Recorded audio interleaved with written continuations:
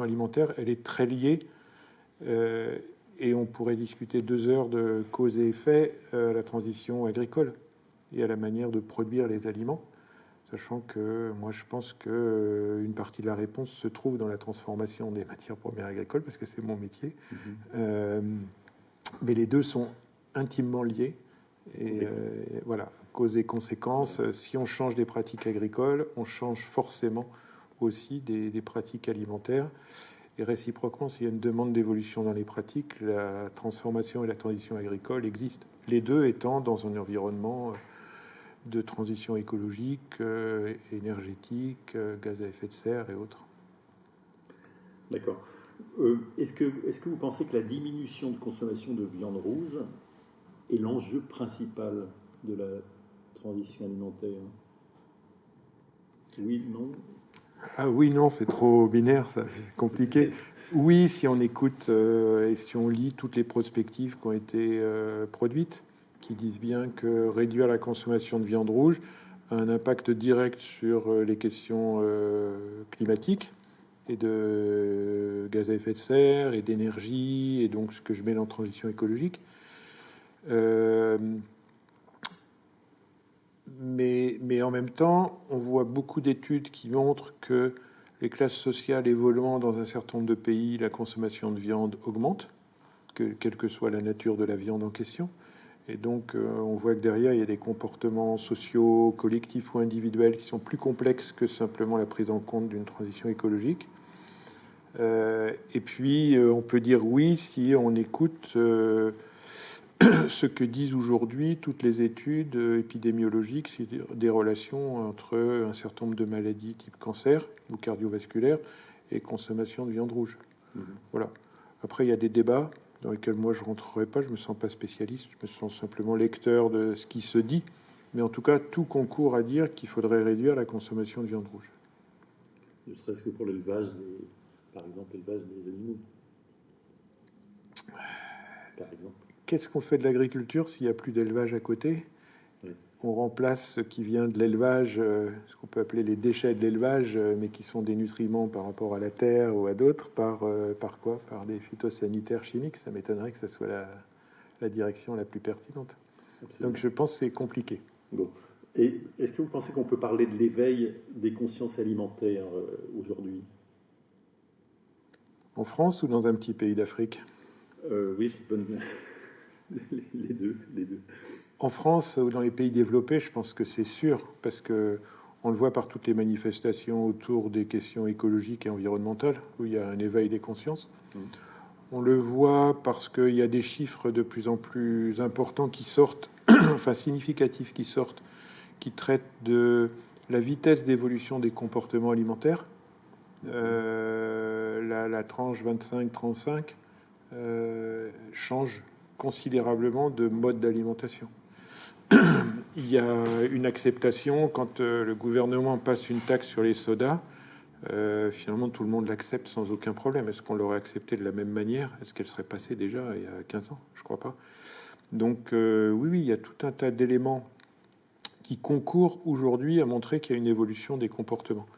Après, la question que ça peut poser, c'est est-ce que cette évolution, c'est la totalité de la population? Est-ce que c'est une fraction d'entre elles?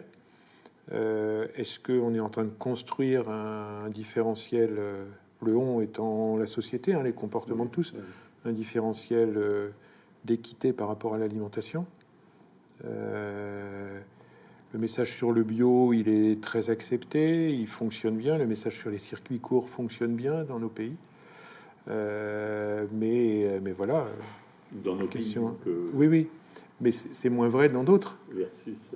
il y a des pays où la ressource pour se nourrir n'est pas suffisante du point de vue des nutriments. On parle de l'Afrique. Là. Oui, de l'Afrique, on peut dire de pays d'Asie. Je ne suis pas sûr qu'on ne pourrait pas dire la même chose de quelques-uns des pays de l'Est de l'Europe, donc, ou de l'Amérique du Sud. Donc la diversité, qui est le mot-clé en fait pour moi des comportements alimentaires, des transitions aujourd'hui, c'est qu'on va vers une diversité considérable.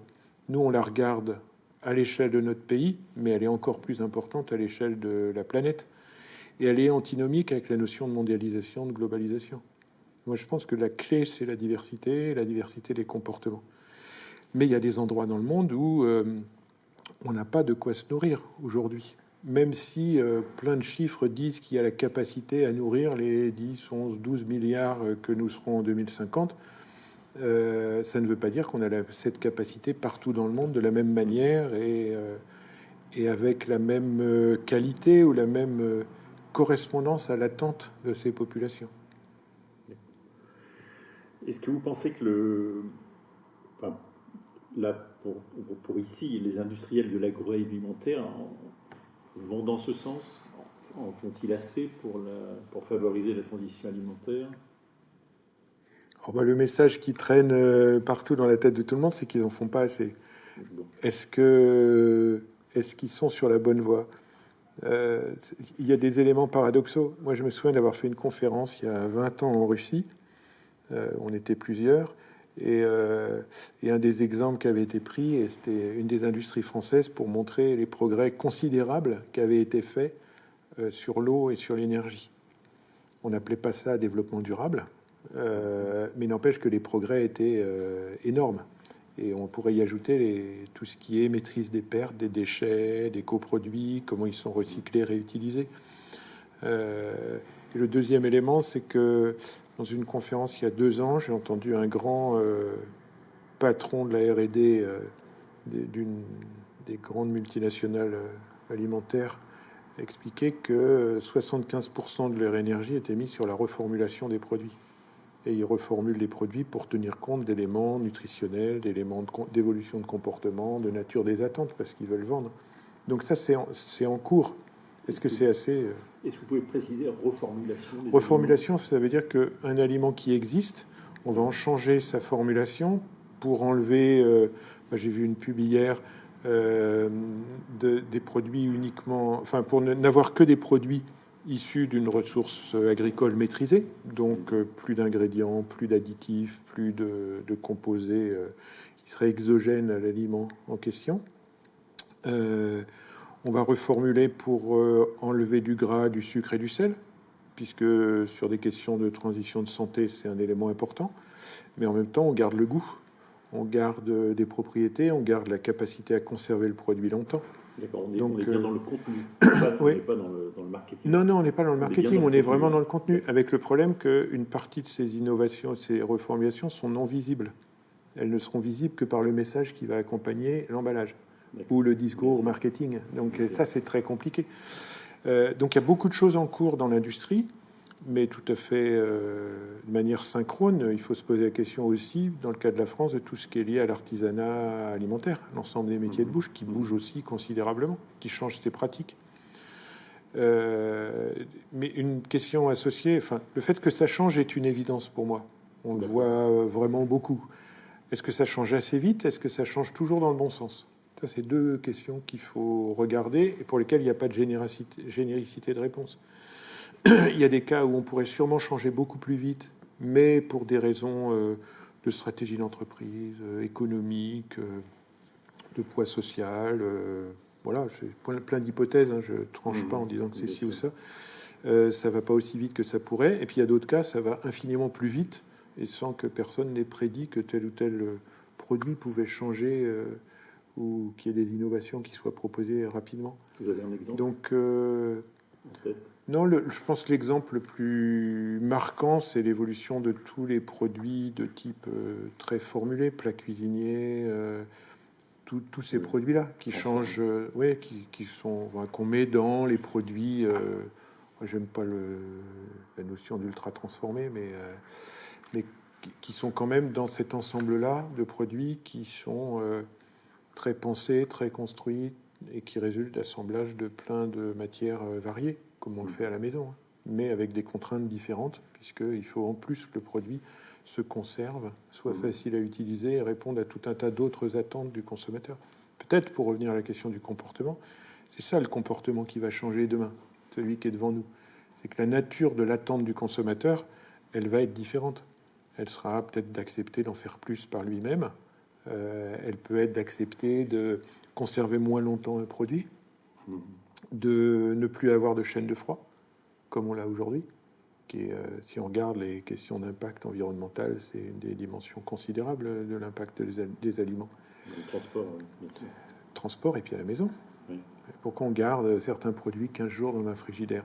Si on fonctionnait autrement, on pourrait très bien assurer une rotation tous les 3 jours et revenir à des choses qui existaient il y a une centaine d'années. Mais les produits ont évolué, ils sont plus adaptés à ça. Donc voilà, je pense qu'il y aura beaucoup de transformations sur ce qu'est un aliment et la manière dont on va utiliser un aliment dans les années à venir. Du côté des fabricants, des industriels, des artisans et du côté des attentes. Ouais, et puis il ne faut pas oublier la restauration, qui est le troisième maillon important et qui est peut-être le maillon le plus important pour agir sur les comportements. C'est ce que l'État a compris en mettant le poids et des ONG aussi sur la restauration collective, parce que c'est un degré important à la fois d'éducation et d'évolution des comportements. Mais il y a plein d'entreprises qui sont aujourd'hui positionnées aussi sur ces questions d'agir sur la restauration. Donc artisanat, restauration, industrie, c'est les 3 grands domaines, sans y oublier que quelque part là-dedans, il y a l'évolution agricole. Si on cherche plus de proximité, ça veut dire que la logistique est une question clé. Comment on amène le produit de sa production à celui qui va le consommer. Et le consommateur, il est acheteur, il est citoyen, il est consommateur. Et puis il est schizophrénique entre les 3. Et de temps en temps, il est plus l'un que l'autre. C'est ça. Voilà. Donc c'est pour ça que la diversité, pour moi, c'est un élément clé de ce que sera le futur et de ce qu'est la situation aujourd'hui. Et pour conclure, donc, quels sont, à votre avis, aujourd'hui, maintenant, les grands gagnants et les perdants de cette transition qui est en cours? C'est une question drôlement difficile, ça. On peut dire que le gagnant, normalement, c'est l'individu qui va avoir des produits mieux pensés par rapport à leur impact court, moyen, voire long terme sur la santé. Donc ça, c'est un élément important. Le deuxième élément, c'est que ce même individu, il ne va pas perdre, enfin, il ne devrait pas perdre en plaisir alimentaire. Que ça soit à l'échelle de ce qu'est un repas dans la culture française, ou bien simplement le plaisir procuré par un aliment quand on va le consommer. Je pense que c'est des points clés. Donc on peut se dire on est tous gagnants. Si on observe la situation actuelle, je ne suis pas sûr que c'est vrai. Parce que les produits, entre guillemets, qui devraient être porteurs des meilleures qualités, sont aussi ceux qui vont être les plus coûteux. Une recommandation qui dit N fruits et légumes par jour, elle s'oppose à la nature du prix des fruits et des légumes de qualité versus des produits transformés à très bas coût et qui correspondent à ce qu'est aujourd'hui les 12 à 14% du budget des ménages qui sont mis dans l'alimentation. Mais ces 12 ou 14% ne représentent pas la même somme selon qu'on a beaucoup de moyens ou qu'on en a peu. Donc il y a un risque. Et si on tire ce fil de risque, il y a un risque important. Beaucoup disent dans les personnes en précarité. Moi, je pense que le risque, il est un tout petit peu avant. Il est dans ce moment où des personnes peuvent basculer d'une alimentation ou d'une capacité normale à s'alimenter dans la précarité. C'est cet espace-là qui est le plus important, en fait. Celui où on se retrouve à faire des choix, des arbitrages pour des raisons économiques sur sa manière de s'alimenter, et qu'à ce moment-là, on va tomber dans une précarité alimentaire. On le voit, moi j'ai été marqué par des messages Restos du Cœur, Banque Alimentaire, quelques autres, qui disent que quand quelqu'un est dans la précarité, il y a une des choses qu'il ne sait même plus faire, c'est comment utiliser un aliment qu'on va lui proposer. Oui. C'est-à-dire comment en faire quelque chose qui, étant bien utilisé, va avoir un impact positif qui est au-delà de se fournir l'énergie dont tel ou tel peut avoir besoin. Et donc on n'est pas équitable dans la transition alimentaire. Donc il y a des perdants, oui. Oui, il y a des perdants, ouais, je pense qu'il y aura des perdants. Mais encore une fois, c'est le mauvais côté de la diversité.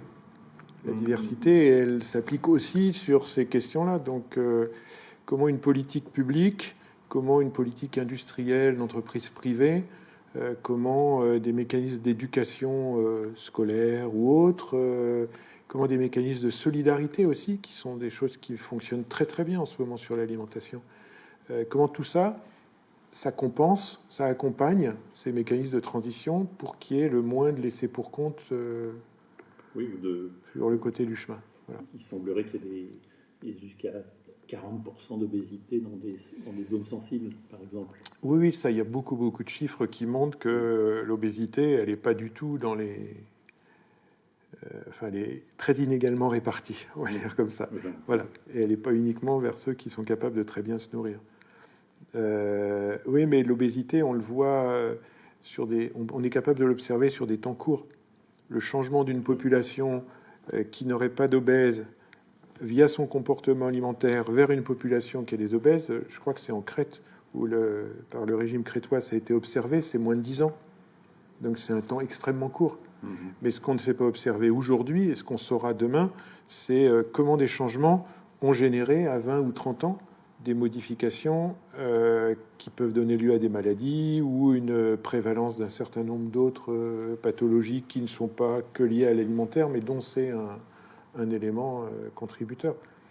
Donc ça, c'est ce qui est très compliqué avec une question comme l'alimentation. C'est jamais du court terme, c'est aussi du moyen terme et du long terme. Voilà. Et puis, il y a toute une dimension qu'il ne faut pas oublier, je pense, qui est dans ce jeu gagnant-gagnant ou gagnant-perdant. C'est comment socialement l'alimentation va accompagner des évolutions. Moi, je pense qu'une des grandes questions demain, ça va être la relocalisation des questions alimentaires, de production et de transformation, dont on voit que c'est une des grandes tendances quand même. Comment, à un moment, elle s'accompagne aussi de dimension sociale et du fait que, à la fois, certaines populations sont accompagnées, sont environnées, et en même temps aussi que le travail, le social, la considération, etc., fait partie de ce qui est un tout et dont l'alimentation est une fraction uniquement, mais une fraction très importante, puisque si on ne se nourrit pas, on a quand même quelques soucis de vie. Voilà, donc c'est comment tout ça se met en place. J'en sais rien, mais c'est un beau sujet pour l'avenir en tout cas. Bon, écoutez, merci, c'est un grand sujet.